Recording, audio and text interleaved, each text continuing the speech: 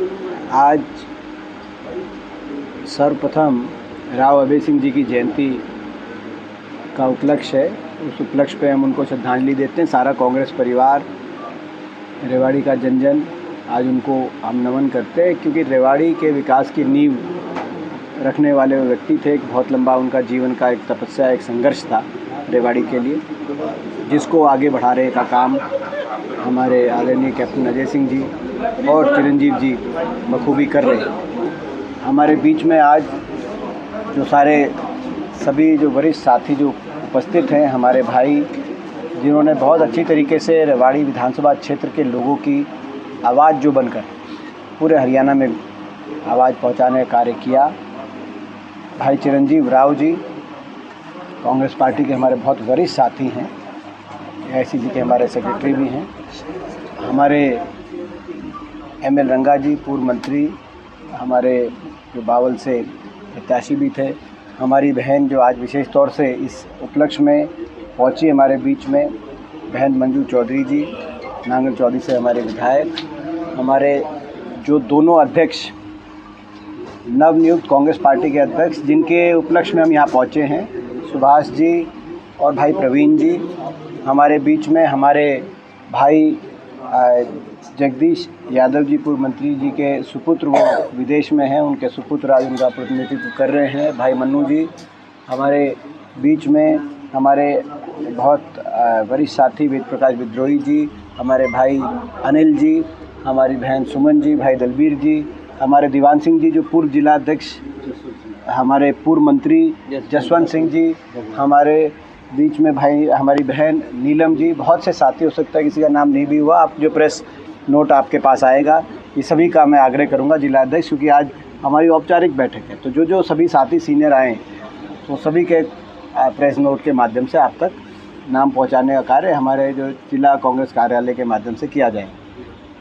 आज आने का हमारा सर्वप्रथम एक उद्देश्य, जो हमारे जिला अध्यक्ष बने हैं, इन्होंने अपना कार्यकाल का शुभारंभ किया है, कार्यालय नहीं कार्यकाल का, और उनको बहुत बहुत हम शुभकामनाएं देते हैं दोनों को। भाई सुभाष को जो हमारे ग्रामीण के जिला अध्यक्ष हैं, और हमारे जो शहरी के जिला अध्यक्ष हैं भाई प्रवीण। और यही आशा है हमारी कि दोनों जिला अध्यक्ष दिन रात लगकर सबको साथ लेकर, सबका मान सम्मान करते हुए कांग्रेस पार्टी की विचारधारा को रेवाड़ी ज़िले में आगे बढ़ाने का कार्य करेंगे। कांग्रेस पार्टी ने एक प्रक्रिया, राहुल गांधी जी ने एक प्रक्रिया के माध्यम से स्वयं AICC के ऑब्जर्वर्स को हर ज़िले में भेजते हुए संगठन सर्जन का नाम दिया गया जिस प्रक्रिया का, उसके माध्यम से संगठन के विस्तार की प्रक्रिया को आगे बढ़ाते हुए जिला अध्यक्षों की नियुक्ति करने का कार्य किया है। तो यानी कि पार्टी कितने महत्व दे रही है, इस प्रक्रिया को आप अंदाज़ा लगा सकते हैं। तो आज बड़ी जिम्मेदारी दोनों जिला अध्यक्षों की नहीं, पूरे हरियाणा में जो सभी जिला अध्यक्ष नियुक्त हुए हैं, उन सबको हम बधाई देते हैं रेवाड़ी से आज। और सभी की जिम्मेदारी है, बड़ी जिम्मेदारी है, सब अच्छे से निभाएंगे, ऐसा हमारा विश्वास है। जहाँ तक आज वोटर अधिकार यात्रा, जो राहुल गांधी जी के नेतृत्व में वोटर अधिकार यात्रा बिहार में 15 दिन तक यात्रा चली, आज उसका समापन का कार्यक्रम है पटना में, जो एक मार्च के माध्यम से वो समापन किया जा रहा है। और जैसे मेरे भाई चिरंजीव ने आपको अभी पहले बताया, राहुल गांधी जी ने जो सवाल पूछे थे उस वोटर अधिकार यात्रा के माध्यम से, और उससे पहले एक प्रेस वार्ता के माध्यम से, चुनाव आयोग के पास उनका कोई ठोस जवाब दिखाई नहीं दिया, बल्कि जो मुख्य चुनाव आयुक्त ने जो प्रेस कॉन्फ्रेंस करके जवाब देने की कोशिश करी, उसमें तो और भी ये दिखाई दिया कहीं ना कहीं चुनाव आयोग छुपा ज़्यादा रहा है, बता कम रहा है। आज देश के लोगों के दिलों में सवाल है कि चुनाव आयोग जो निष्पक्ष होना चाहिए, देश में लोकतंत्र का फंडामेंटल ये आवश्यकता, चुनाव आयोग निष्पक्ष हो, लेकिन वो निष्पक्ष नहीं, कहीं ना कहीं भाजपा की सहायक भूमिका में नज़र आ रहा है। बड़े पैमाने पे भाजपा के साथ मिलकर मिलीभगत करके भाजपा को चुनाव के नतीजों को प्रभावित करने का कार्य किया जा रहा है, ये बात अब खुल के सामने आ गई देशवासियों के साथ। ये हरियाणा में भी हुई है, बहुत बड़े स्तर पे गड़बड़ी है। बाकी देश में तो कई जगह के उदाहरण सामने आ ही गए हैं, कर्नाटक की बात हो, महाराष्ट्र की बात हो, मगर हरियाणा में भी कई ऐसे सवाल हैं जिनके जवाब नहीं दिए गए। हरियाणा में भी हम कांग्रेस पार्टी इस पहलू को काफ़ी डिटेल में दिखवा रही है और जल्दी ही आपके सामने तथ्य रखने का कार्य, हम सारे प्रमाण रखने का कार्य जनता के सामने, तो जनता को सारी बातें जानने का अधिकार है, हम जल्दी ही वो कार्य करेंगे। तो आज दूसरा जो बड़ी बात थी वो जैसे कहा कि भाई आज वोटर अधिकार यात्रा जो कांग्रेस पार्टी की उसका समापन है पटना में, तो उसके बारे में बाकी कोई आपका कोई प्रश्न हो तो ले लेंगे, फिर हम आगे अपने कार्यक्रम। एक बड़ा मुद्दा गरमाया हुआ है पीएम मोदी की मां को गाली बकने। एक बार पीएम मोदी की मां को गाली बकने का बड़ा मुद्दा जिसको भाजपा लगातार बना है। देखिए, बिहार में जब यात्रा चल रही थी आपने देखा कोई एक व्यक्ति जिसका कांग्रेस से कोई लेना देना नहीं, जब कांग्रेस का कार्यक्रम खत्म हो गया और आगे चल दी गई यात्रा, तो कांग्रेस के स्टेज पे आके को अनाप शनाप अगर कोई कह रहा है तो मैं समझता हूँ ऐसा व्यक्ति तो पार्टी क्या समाज के लायक ही नहीं है, उसको समाज में भी स्थान नहीं दिया जाना चाहिए और कानूनन भी कार्रवाई हो और सामाजिक भी उसको दंडित किया जाए ऐसे व्यक्ति को। लेकिन भाजपा उसके आड़ में हिंसक मोड़ देते हुए और प्रदेश कांग्रेस कार्यालय पटना में जो हमारा प्रदेश कांग्रेस कार्यालय है उस पर भाजपा ने जो अटैक किया, भाजपा के कार्यकर्ताओं ने, क्या प्रजातंत्र में एक पार्टी दूसरी पार्टी के कार्यालय पे इस तरह की हिंसक जो है हमला बोल सकती है? और वो तो कई फ़ोटो उसकी तो बीजेपी के लीडर्स के साथ ही आ रही है। उसकी क्या पृष्ठभूमि थी, क्या था, वो सारी चीज़ की उसकी जांच हो कि कहीं ये कोई षड्यंत्र तो नहीं था, वो मेंटल था या वो असामाजिक तत्व था, क्या था। तो वो सारी चीज़ों का जांच हो के तथ्य भी वो जांच का विषय। लेकिन उस बात को आप उस बात की आड़ लेते हुए और आपने एक हिंसा का प्रयोग किया और कांग्रेस प्रदेश के कार्यालय पर अटैक कर दिया। मैं समझता हूँ उस कृत्य की भी हम निंदा करते हैं, क्योंकि प्रजातंत्र में, संवैधानिक व्यवस्था में हिंसा का कोई स्थान नहीं है। भाजपा की बौखलाहट दिखाई देता है कि भाजपा ये जो सवाल पूछे गए हैं, भारतीय जनता पार्टी इन सवालों से तिलमिलाई हुई है। चुनाव आयोग और भाजपा की जो मिलीभगत लोगों के सामने आई है और आ रही है, उस बात को भाजपा हजम नहीं कर पा रही और इसीलिए हिंसा। मगर कांग्रेस पार्टी हम अपने सत्य पे और अपनी अहिंसा के रास्ते पे टिके रहेंगे। अभय चौटाला रेवाड़ी में है। दीपेंद्र जी, हाँ जी, दीपेंद्र जी, अभय चौटाला रेवाड़ी में है। 3 दिन पहले एक बयान दिया कि हुड्डा पिता पुत्र ने हरियाणा में कांग्रेस को हरवा दिया। देखिए, वो 3 दिन पहले ही नहीं दिया। अभय चौटाला जी पिछले 11 साल से हुड्डा साहब का और मेरा नाम का जाप करते डेली। शायद ही कोई दिन हो जब उन्होंने हमारा नाम ना लिया हो। असल में वो फ्रस्ट्रेशन में है, वो फ्रस्ट्रेशन में कि उनका जनाधार खिसक गया और उनको लगता है कि हुड्डा साहब और मेरी वजह से उनका जनाधार खिसक गया है और वो पार्टी का अस्तित्व हरियाणा में बचा नहीं। लेकिन वो ये ना भूले कि हुड्डा साहब और मेरे को अपने जनाधार को खिसकने का वो अपने मन में जो दोषी ठहराते हैं, वो जनाधार खिसका उनके कर्मों की वजह से। वो अपने कर्मों पे भी मंथन करें कि उनके कैसे कर्म रहे होंगे कि लोगों ने उनको अस्वीकार कर दिया, उनकी पार्टी को अस्वीकार कर दिया। जब मुख्य विपक्षी पार्टी थी 2009 में उनके 31 सीट थी। उसके बाद जब उनको पार्टी के वो अध्यक्ष बने तो 19 सीट आ गई, लेकिन मुख्य विपक्षी पार्टी और वो मुख्य विपक्ष के नेता बने। जब वो मुख्य विपक्षी पार्टी के नेता थे इनेलो के, तो अपने पार्टी का जनाधार के अपने परिवार को भी इकट्ठा नहीं रख पाए और 1 सीट पे आ गए खुद 2019 में, और इस बार खुद भी हार गए। और जाप नाम का जाप करते हैं हुड्डा साहब का और मेरा 11 साल से हम देख रहे हैं। इतना तो वो भगवान के नाम का जाप करे सुबह और शाम तो शायद उनका कुछ भला हो। सांसद साहब, जब आप वोट चोरी की इस अभियान चलाए हुए हैं, आप भाजपा आरोप लगाती है कि हम सिर्फ कांग्रेस अगर हार गई तो वोट चोरी हमें याद आ जाती है, अगर कांग्रेस जीत जाए तो याद। ऐसा नहीं है। चंडीगढ़ में हम सब लोगों ने देखा है जी किस तरह से इन्होंने देखो उससे बड़ा सबूत तो और सुनो, इसमें जीत हार नहीं, कोई सारी वोट नहीं परिवर्तित कर सकता। जो जीतती है उसका भी मार्जिन, जैसे मैं देख रहा था मुख्यमंत्री जी ने कहा कि रोहतक से जो मेरी जीत हुई और कहा कि अगर वोट चोरी होती तो मैं कैसे जीतता रोहतक से।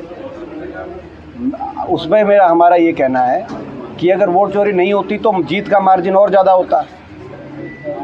तो लोगों ने ही जब 3.5-4 लाख से, तो अब मार्जिन आया, लेकिन और ज़्यादा मार्जिन आता। और 2019 में क्या हुआ सब जानते हैं। और चंडीगढ़ के मेयर के चुनाव में जैसे हमारे बड़ा सबूत तो उससे बड़ा सबूत तो कोई है हो नहीं सकता। देख लिया वो तो अधिकारी अंदर बैठ के क्या काम कर रहे हैं। और सीसीटीवी आप बताओ, चंडीगढ़ में तो सीसीटीवी मिल गया था कि नहीं मिल गया था मेरे भाई? चंडीगढ़ सीसीटीवी मिला था। आप बताओ, चुनाव के बूथ पे अब सीसीटीवी नहीं दे रहे, कह रहे कि भाई महिलाओं, अब महिला वोट डालने जाती हैं। पहली बार हमने सुना है कि अंदर की आज जो कह रहे कि चुनाव में हम सीसीटीवी नहीं देंगे पोलिंग बूथ का। आपने देखा क्या? फिर अंदर पोलिंग बूथ के अंदर अधिकारियों को क्यों बिठा रखा है? फिर पोलिंग बूथ के अंदर पोलिंग एजेंट को क्यों बिठा रखा है? तो मैं समझता हूँ कि आप ये जो कह रहे हैं, ये जितना कह रहे हैं, ये अपने बातों के जाल में स्वयं उतना फंस रहे हैं। सर, कितना फायदा मिलेगा? एमपी साहब, नए संगठन के गठन के बाद जिस प्रकार से कांग्रेसी यहाँ एकजुट दिखे हैं, क्या मैसेज जाए? कांग्रेस एकजुट है और पूरे प्रदेश में भी कांग्रेस पूरी तरीके से एकजुट है। और रेवाड़ी में तो कांग्रेस हमेशा से पूरी तरह एकजुट रही है और हम एकजुटता से ही आगे बढ़ेंगे। एक और बड़ी बात जो आई है, देखो आप प्रश्न एक और आप ले सकते हैं। वो बड़ी बात यह आई कि 10 महीने में 10 लाख बीपीएल कार्ड काटे गए हरियाणा में। 10 महीने में केवल 5 महीने 5 महीने में 5 महीने चुनाव के बाद, मतलब पूरा 10 महीने चुनाव के बाद का समय। हरियाणा एक ऐसा देश में और दुनिया के अंदर राज्य बन गया, मुबारक, जिसमें दुनिया में सबसे ज़्यादा गरीबी बढ़ी तेजी से। चुनाव से पहले 27 लाख बीपीएल परिवारों की संख्या बढ़कर 51 लाख बीपीएल परिवारों की संख्या हो, और 75% गरीबी की रेखा के नीचे आ गया हरियाणा, जो आज़ादी के टाइम देश में जितनी गरीबी थी उससे भी ज़्यादा था, उससे भी डबल। और उसके बाद जैसे ही चुनाव में वोट गिरी, 2 राशन बटे और वोट गिरी, क्योंकि प्रलोभन भी एक चुनाव आयोग है कि प्रलोभन नहीं दिया जाए, मगर ये तो सरकारी प्रलोभन। अगर लोगों को फायदे पहुंचाने की नीयत से होता है तो ये कार्ड बने रहते, हम भी स्वागत करते। लेकिन केवल वोट लेने की नीयत से बीजेपी ने कार्ड बनवाए।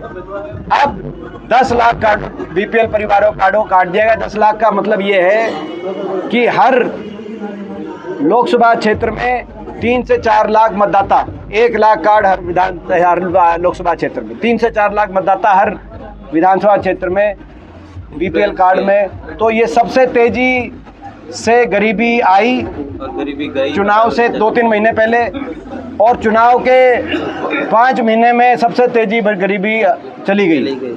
ये गरीबी का तूफान आया था हरियाणा में, और ये तूफान अमीरी में बदल गया, और अमीरी में अब अमीरी का तूफान आ गया।